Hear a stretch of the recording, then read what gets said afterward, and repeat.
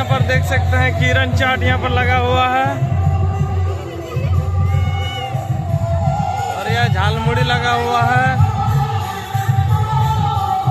और इधर पानी पूरी लगा हुआ है और इधर अंडा चौक सिंघाड़ा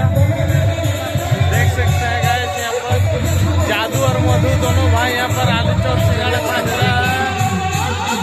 जादू और मधु दोनों भाई यहाँ पर सिंघाड़ा छक रहा है और यहाँ पर आइसक्रीम है, देख सकते हैं यहाँ पर आइसक्रीम और इस साइड में चौक सिंघाड़ा बनसाई है, गजा बनसाई और यहाँ पर उदय आइसक्रीम खा रहा है और ये मेरा इडली का स्टॉल है